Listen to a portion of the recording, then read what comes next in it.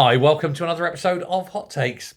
So the great and the good all flew in to Egypt. They all wanted to be there to show their faces, to show how important they all are, even though very few of them actually are.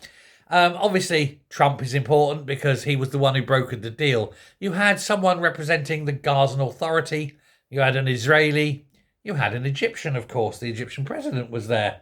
And there was a couple of others. There's a couple of Saudis, a couple of Jordanians, etc.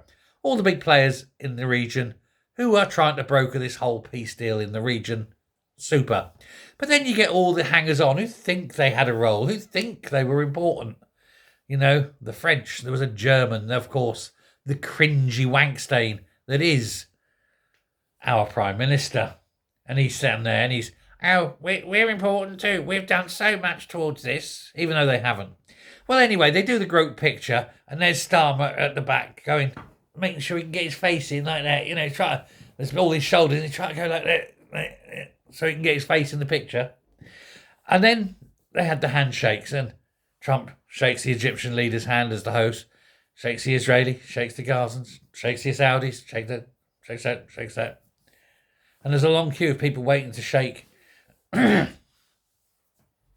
it's like a comedy. Shake hands, you know.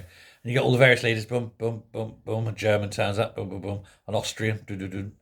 You know, Slovenian, a janitor, a cook, the guy that does the cars, you know, a dishwasher. And eventually, right at the end, Starmer.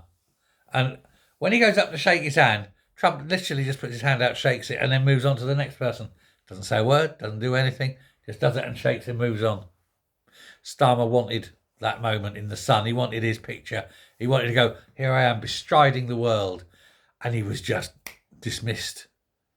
It was made clear who he was. It was made clear the contempt that people have for him. He's at the back of the queue. If that was Thatcher, she'd have been at the front of the queue.